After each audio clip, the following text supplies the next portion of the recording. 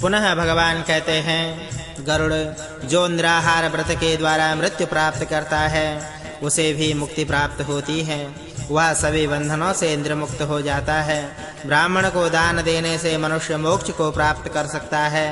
हे गरुड़, सभी प्राणियों के लिए जैसे मोक्ष मार्ग है वैसे ही स्वर्ग मार्ग भी है। यथा गौशाला में देश विध्वंस होने पर युद्ध भूमि एवं तीर्थ स्थल में मृत्यु श्रेयस्कर है। प्राणी वहां अपने शरीर का परित्याग करके चिरकाल तक स्वर्गवास लाभ ले सकता है। पंडित को जीवन और मरण इन दो तत्वों पर ध्यान देना चाहिए।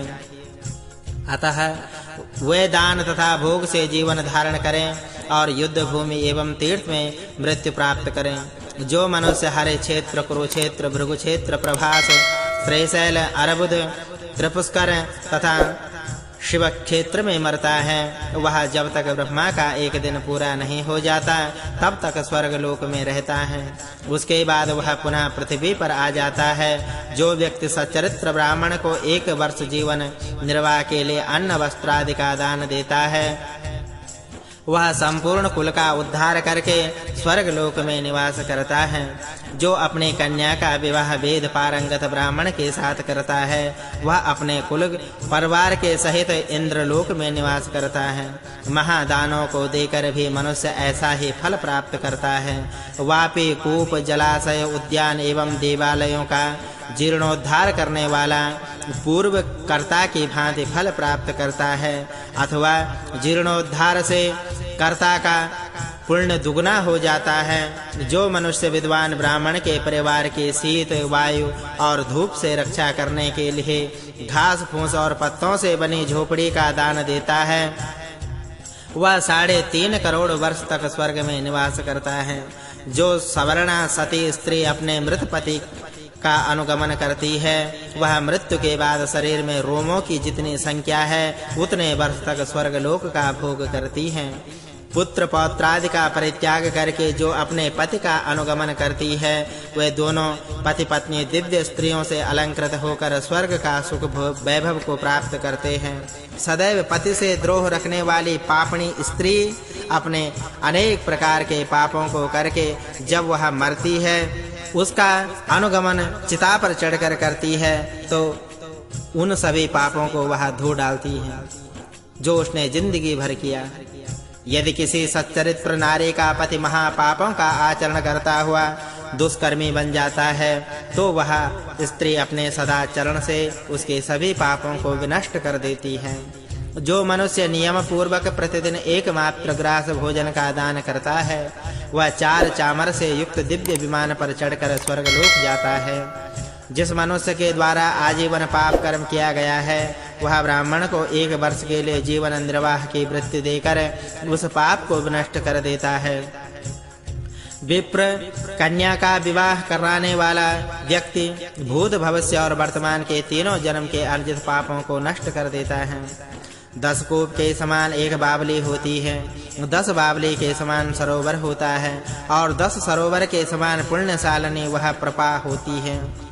जो वापी जल रहित वन एवं देश में बनाई जाती है और जो दान निर्धन ब्राह्मण को दिया जाता है तथा प्राणियों पर जो दया की जाती है, उसके पुण्य से कर्ता स्वर्गलोक का नायक बन जाता है। इसी प्रकार अन्य बहुत से दुष्कृत सुकृत हैं, पुण्य कर्म हैं, जिनको करके मनुष्य स्वर्गलोक का भागी होता है। वह उन सभी पुण्यों के फल को ग्रहण करके परम प्रतिष्ठा को प्राप्त करता है। व्यर्थ के कार्यों को छोड़कर निरंतर धर्माचरण करना चाहे। इस पृथ्वी पर दान, दम और दया ये 3 सार हैं। दरिद्र सज्जन ब्राह्मण को दान, निर्जन प्रदेश में स्थित शिवलिंग का पूजन और अनाथ प्रेत का संस्कार करोड़ों यज्ञ का फल प्रदान करता है। कि फल कार्यं परित्यज्य सततं धर्मवान भवेत्, दानं धमो दया चेते सारमेतत्रयं भुवि। कि दानं साधुर्दरिद्रस्य शून्यलिङ्गस्य पूजनम्, अनाथप्रेत संस्कारः कोटियज्ञ फलप्रदः। 39वां अध्याय। अशौच की विधि। तार्क्ष ने कहा, हे प्रभु, चित्त में सुचित्व और असुचित्व के विवेक के लिए और जनहितार्थ आप मुझ पर दया करके सूतक विधि का वर्णन करें प्रभु। तब भगवान वासुदेव ने कहा, हे गरुड़, मृत्यु तथा जन्म होने पर 4 प्रकार का सूतक होता है। सामान्यतः जो चारों वर्णों के द्वारा यथाविधि दूर करने योग्य है। जनना शौच और मरना शौच होने पर 10 दिन तक उस कुल का अन्न ग्रहण नहीं करना चाहिए। उस काल में दान, प्रतिग्रह, होम और स्वाध्याय बंद हो जाता है। देश काल, आत्मशक्ति, द्रव्य प्रयोजन, औचित्य तथा वय को जान करके ही अशौच कर्म के विहित नियमों का पालन करना चाहिए। गुफा और अग्नि में प्रवेश तथा देशांतर में जाकर मरे हुए परिजनों का अशौच तत्काल वस्त्र सहित स्नान करने से समाप्त हो जाता है।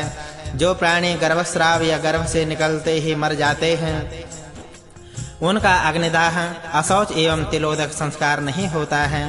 शिल्पी, विश्वकर्मा, वैद्य, दासी, दास, राजा और श्रोत्र ब्राह्मण की सद्य शुद्धि बताई गई है। याज्ञिक, मंत्रपूत, अग्निहोत्री तथा राजा सदैव शुद्ध होते हैं। इन्हें अशौच नहीं होता है। राजा गण जिसकी इच्छा करते हैं वह भी पवित्र रहता है।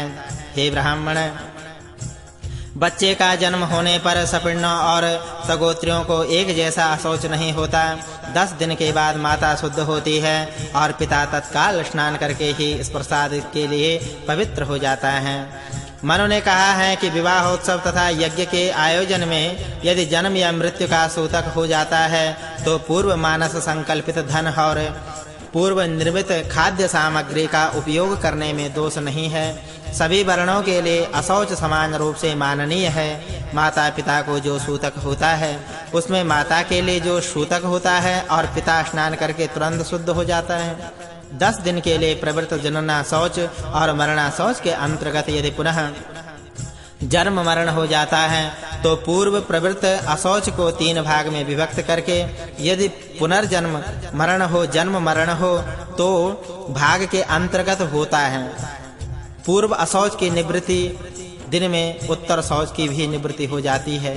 किंतु यदि पूर्व प्रवृत्ति अशौच के तीसरे भाग में पुनराशौच प्रवृत्ति होती है तो उत्तर शौच में प्रवृत्ति समाप्ति पर यदि सूतक दशा के बीच पुनः किसी सगोत्री का मरण या जन्म होता है तो इस अशौच की जब तक शुद्धि नहीं होती तब तक अशौच रहता है। ऋषियों ने कहा कि मन में दान देने की भावना उत्पन्न हो जाने पर समय जैसा भी हो, दीन दुखी ब्राह्मण को विनम्रता पूर्वक दान देना चाहिए, उसमें कोई दोष नहीं है। अशौच होने पर मनुष्य पहले मिट्टी के पात्र से तिल मिश्रित जल का स्नान कर शरीर पर मिट्टी का लेप करे, तत्पश्चात स्वच्छ जल से पुनः स्नान करके शुद्ध हो। अशौच के बाद दान सभासद को देना चाहिए। सुवर्ण, गौ और वृक्ष का दान ब्राह्मण को देना चाहिए। ब्राह्मण की अपेक्षा क्षत्रिय दुगुना, वैश्य तिगुना तथा शूद्र चौगुना धन ब्राह्मण को दान दे। गृह्य सूत्रोक्त संस्कार से रहित होने पर 7वें अथवा 8वें वर्ष में मृत्यु हो जाए तो जितने वर्ष का वह मृतक व्यक्ति था उतने दिन का अशौच मानना चाहिए। ब्राह्मण और स्त्री की रक्षा के लिए जो अपने प्राणों का परित्याग करते हैं तथा जो लोग गौशाला तथा रणभूमि में प्राणों का परित्याग करते हैं उनका अशौच एक रात्रि का होता है। जो नरश्रेष्ठ अनाथ प्रेत का संस्कार करते हैं उन ब्राह्मणों का किसी भी शुभ कर्म में कुछ भी अशुभ नहीं होता है। ब्राह्मण के सहयोग से अन्य वर्णों वाले जो इस कर्म को संपन्न करते हैं उनका भी कुछ अशुभ नहीं होता है। स्नान करने से उनकी सद्य शुद्धि हो जाती है। नैमिषारण्य की परम पावन पवित्र भूमि पर श्री सूत जी महाराज सौनक आदि 88,000 ऋषियों से यह परम आख्यान सुनाते हुए कहते हैं, हे ऋषियों, इस प्रकार गरुड़ जी ने जगत के कल्याण के लिए मानव जाति का हित चाहने की भावना को रखते हुए भगवान से ये प्रश्न पूछे तो भगवान ने उत्तर दिया, अशौच से विविध शुद्ध होकर जब शूद्र जल के मध्य स्नान कर रहे हों तभी ब्राह्मण को उन्हें देखना चाहिए, अन्यथा उससे पूर्व देखने से अशुद्धि होती है, अशौच होता है। 40वां अध्याय दुर्मृत्यु होने पर सद्गति लाभ के भय से नारायण बलि का विधान बताते हुए भगवान ने कहा, श्री सूत जी महाराज, गरुड़ और भगवान वासुदेव का संवाद नैमिषारण्य की परम पावन पवित्र भूमि पर श्रवण कराते हुए कहते हैं, ऋषियों, तब भगवान ने अधोगति से सद्गति के लिए नारायण बलि का विधान बताया। उस विधान को मैं तुम्हें बताता हूँ, ध्यान से सुनना।